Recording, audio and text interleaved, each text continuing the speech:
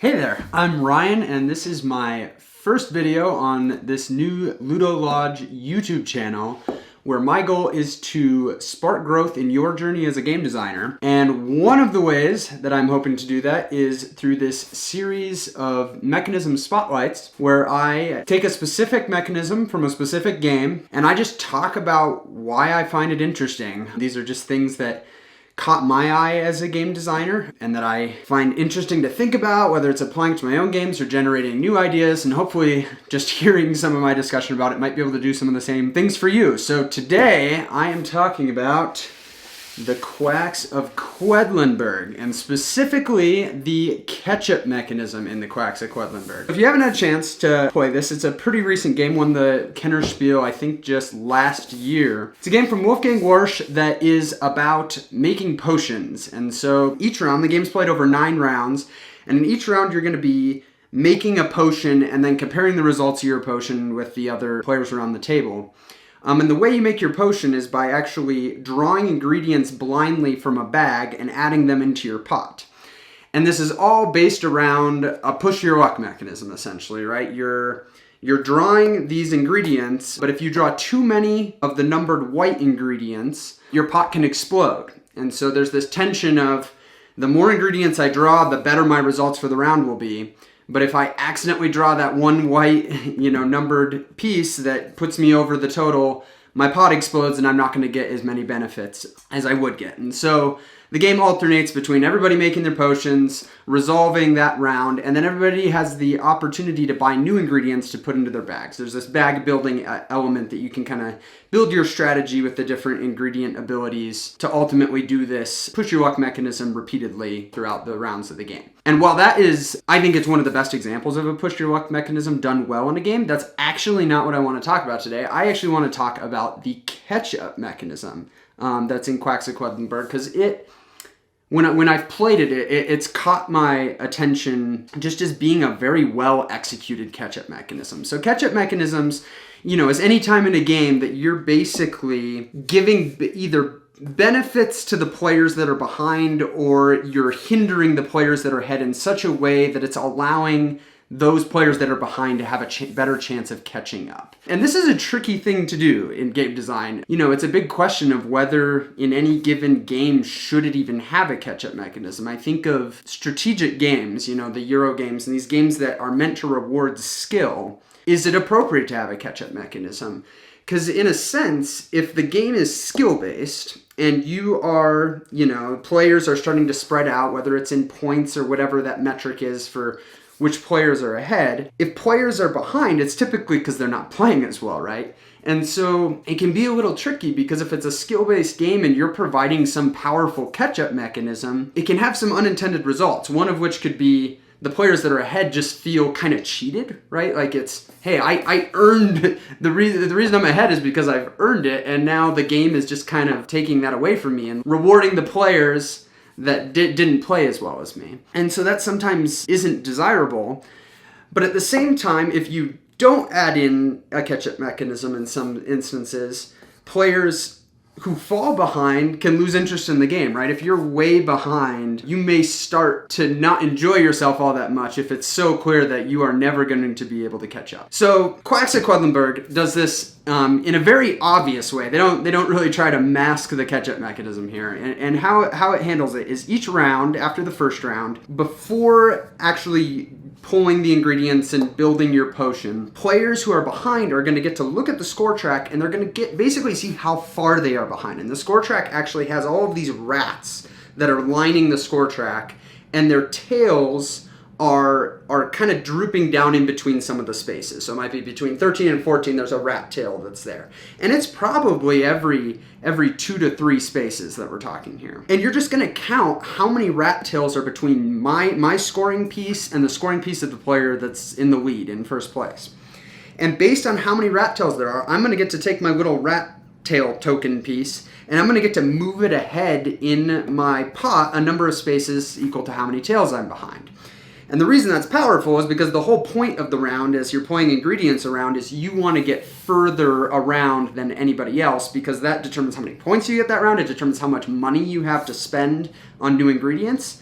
And the player that gets the furthest around without their pot exploding also gets to roll this bonus die and get another benefit. So it is a big benefit to, have your starting place on that spiral be further along than it otherwise would be. And so this is interesting because it's obviously a catch-up mechanism, right? Like you get to this point where it's like, okay, everybody that's behind, how many rat tails do you get? How many rat tails do you get? But in practice, I found the reason I find it interesting is the players that are ahead don't really care. It's hurting them. I mean, it technically is a detriment to them in that their opponents are having a stronger starting position for that round than they are, and that's going to affect whether, who gets to roll that bonus die and some of those other things. But I found in practice, you don't really care. If I'm ahead, I'm just excited to get going and building my potion. Other people get rat tails, whatever. Let's just do that. Let's get going. And so I never really feel bad as a leader in the game. But then you think of how the players who are getting the rat tails feel. It feels amazing. Like, I've seen players get pretty far behind. I mean, I think I've seen someone get upwards of 10 rat tails, which just, gives you this huge advantage for that round. And that it feels really, really good to be like, oh my gosh, look at how far I get to start up this round. And so it strikes this nice balance of making players that are behind feel good and excited, even though really what it means is you're behind. You're behind on points. You're losing. But they feel good about it without making the leaders really feel like, oh my gosh, they get so much benefit even though they haven't been playing well. Which brings up another point of the not playing well. Quacks of Quedlinburg is by no means a heavy strategy game. It's a push your luck game, which means that a player that's behind, it could just be that they had a streak of bad luck. They, maybe they did push their luck a little bit harder than some of the other players and it bit them. But it could just be that they had a really bad draw. They happened to explode. And when you explode, you have to choose. You either get the points for the round or you get the money for the round. Whereas if you don't explode, you get both.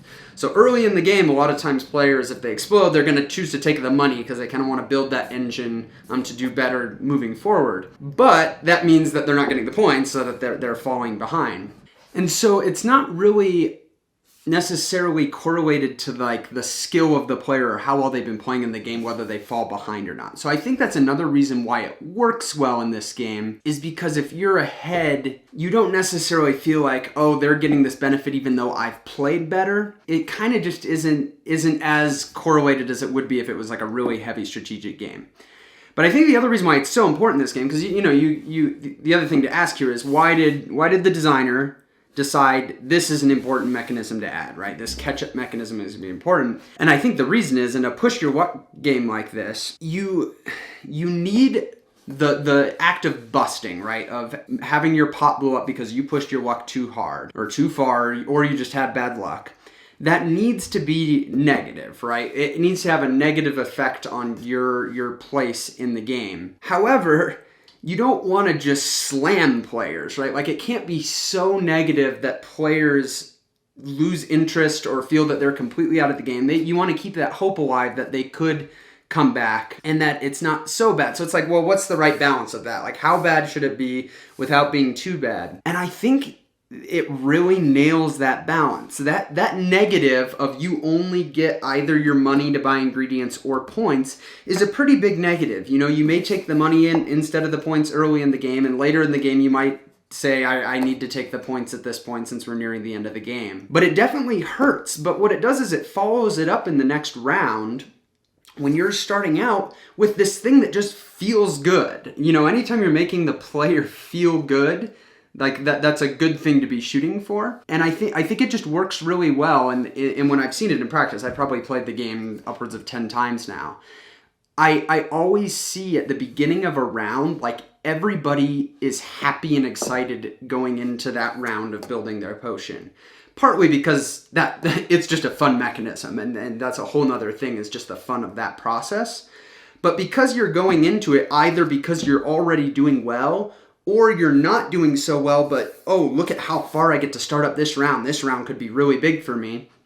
it just puts all players in a really good spot. And I think that's really just a good design decision. And I think it does a really good job of it. And it's got me thinking about these things a lot. I'm working right now on a racing game, so like a racing theme of going around the track. And this is something I've struggled with a lot, is the whole idea of a catch-up mechanism, because I am aiming for a more strategic experience, but racing games could not more obviously like display how far you are behind, right? Like a victory point track kind of does that if you see how far you're behind, but a racing game, you're literally, the game is the victory point track. And if you're way behind on the track, it's like, well, clearly you're constantly reminded of how far behind you are. And so I've struggled with kind of how do you strike that balance of keeping the players that are behind interested and feeling that they have hope without penalizing the people who are ultimately playing better in the game. And I think what I take away from how Quacks of Quedlinburg handles it is thinking in terms of the player experience. You want each of those players, the players that are ahead and the players that are behind, to have things that make them feel good. There's kind of two types of catch-up mechanisms. You can either pull the players that are lagging behind forward, or you can pull back on the players that are ahead. And I think in general, giving benefits to the people that are behind tends to be a better choice in a lot of cases, because you're focusing on making a player feel good instead of making a player feel bad. Now, I think there are examples that do pull back on the leader that are actually done really well. One that comes to mind is The Quest for El Dorado by Reiner Knizia, is another kind of race game where you're all racing to El Dorado, and there's these barriers that when the first player to cross the barrier has to pay this extra cost to remove that barrier. And so there's kind of this, it's pulling back on the leader because it takes them a little more effort to cross that tile than everybody else that follows. And I actually think in that game it works really well, and they do a cool thing of then those barriers that you take if you're the one that crossed it, you end up using that as the tiebreaker at the end. So I think that's a good way to frame it somewhat positively for that leader. It's like, this is unfortunate, I have to pay a little bit extra here, but this could be the difference in the game. I could win the game because I crossed this first and got this tiebreaker. So I think that's an example of one that does it well, pulling back. But I feel like the examples like Quacks of Quedlinburg, that it's giving the people behind a really nice thing that feels good. I think that's a good thing to shoot for. So yeah, that's kind of my thoughts just off the cuff on the catch-up mechanism in Quacks of Quedlinburg. I'd be interested to hear from you. I'll pose the question of what games have you played that you feel have implemented a catch-up mechanism really well? And what about it do you think worked so well? And maybe what makes a catch-up mechanism not work very well? I'd love to hear your thoughts in the comments and kind of learn some new examples to think through with this. But yeah, thanks for checking out this video, and I will see you in the next one.